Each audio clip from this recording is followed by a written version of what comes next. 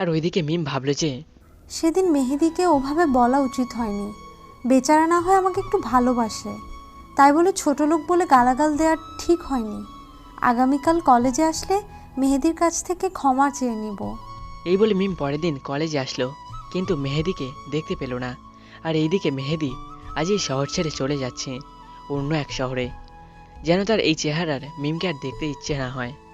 মিম হয়তো এখন থেকে অনেক আনন্দে থাকবে, কারণ মিমকে আর আমার মতো প্যারার মুখোমুখি হতে হবে না।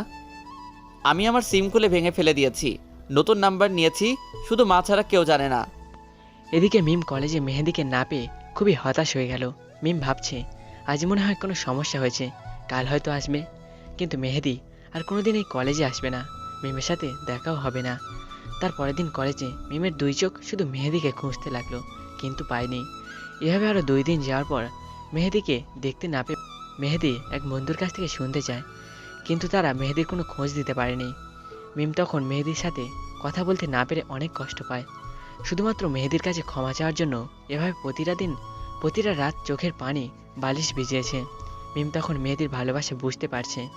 ততদিনে মিম মেহেদিকে ভালোবেসে ফেলেছে। তারপর থেকে মিম একদম অন্যমনস্ক হয়ে যায়। ঠিকমতো খাওয়া দাওয়া করে না, ঠিকমতো কলেজেও যায় না, কারোর সাথে কথাও বলে না, সবসময় নিজের ঘরের মধ্যে বন্দি থাকে। এভাবে চলে যায় 4টি বছর। মিম আজকে একা শপিং করতে গিয়েছে, সাথে ড্রাইভার।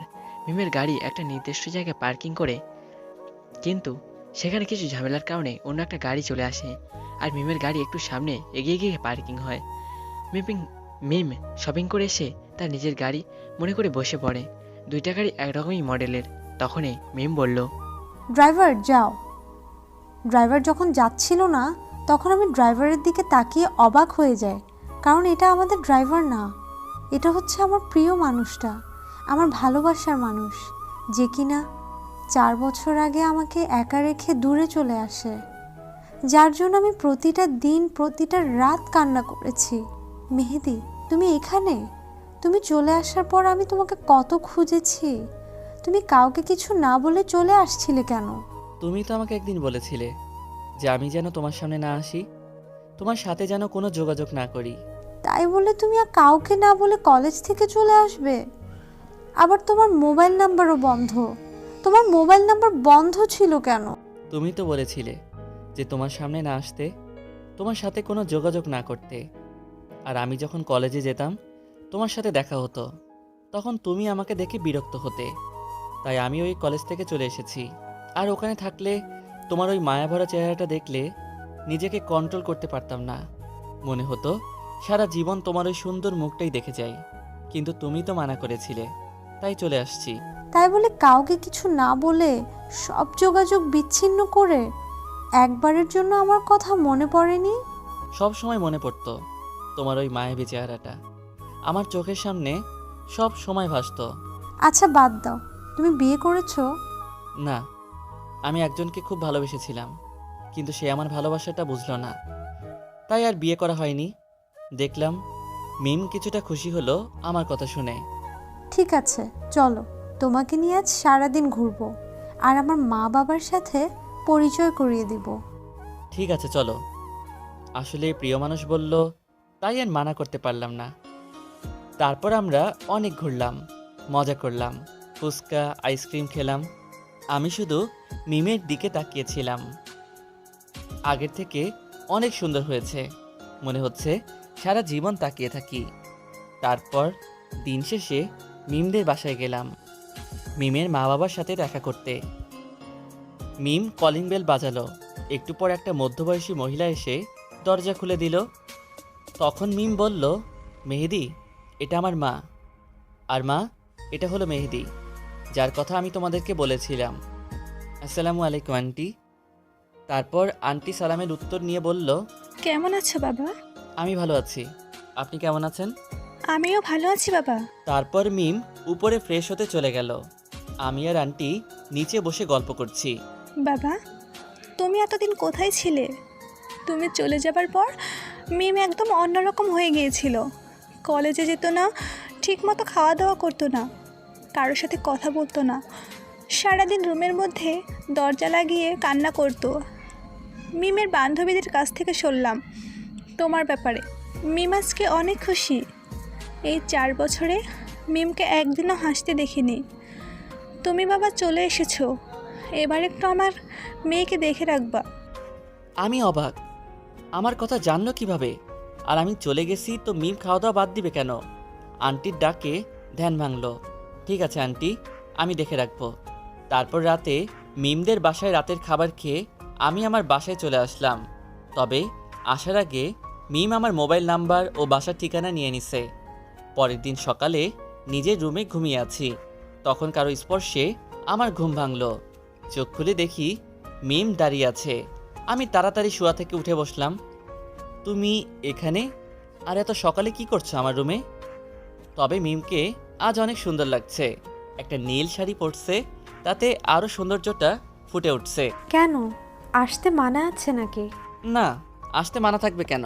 তুমি তাড়াতাড়ি উঠো, আজকে সারাদিন দুজন ঘুরবো আর অনেক মজা করব।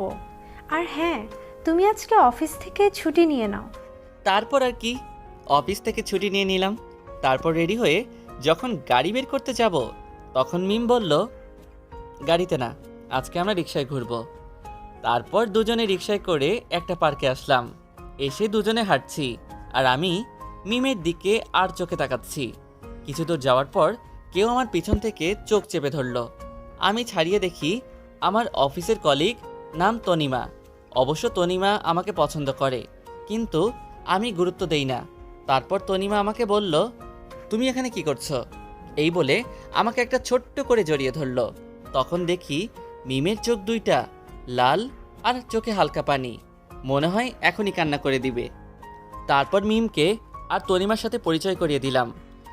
তখন তনিমা আমাকে বলল, কালকে আমার জন্মদিন, অবশ্যই তুমি আসবে, তবে কালকে একটু তাড়াতাড়ি আসবে, তোমার জন্য একটা স্পেশাল সারপ্রাইজ আছে। এই বলে তনিমা চলে গেল। তারপর মিম আর আমি আবারও হাঁটতে লাগলাম। একটু পর মিম বলল, ওই, তনিমা কি তোমাকে ভালোবাসে? জানি না, তবে মনে হয় বাসে। আর তুমি? না না, আমি বাসি না, এমন মডার্ন মেয়ে আমার চাই না। আমি তো সহজ সরল মেয়ে চাই। আমাকে কি ভালোবাসতে পারবে? মানে? তুমি যেদিন চলে গিয়েছিলে সেদিন তোমার কাছ থেকে ক্ষমা চেয়ে নেব মনে করেছিলাম, কিন্তু তুমি সেদিন যাওনি। সারাদিন আমার চোখ দুটো তোমাকে খুঁজে বেড়াতো। সারা দিন সারা রাত তোমাকে নিয়ে ভাবতাম।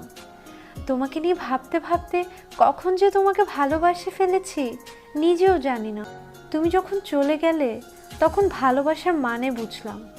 তারপর যখন তোমাকে গাড়ির মধ্যে দেখলাম তখন আমি কত খুশি হয়েছিলাম আমি নিজেই জানি না। আমিও তো প্রতিটা দিন প্রতিটা রাত অনেক কষ্টে কাটিয়েছি। তোমাকে ভালোবেসে আমি আর কোনো মেয়ের দিকে চোখ তুলে তাকাইনি, শুধু তোমাকে ভালোবাসি বলে। আমি জানতাম তুমি একদিন আমার হবেই, কারণ আমার ভালোবাসা যে সত্যিকারের ভালোবাসা ছিল। এবার মিম আমাকে জড়িয়ে ধরলো, আমিও মিমকে জড়িয়ে ধরলাম। তুমি যদি আমাকে ভালোবাসো তাহলে আমাকে প্রপোজ করো। এবার মিম আমাকে ছেড়ে দিয়ে আমার সামনে হাঁটু গেড়ে বসে পড়লো আর বলল, এই অভিমানী ছেলে, আমাকে কি একটু ভালোবাসবে?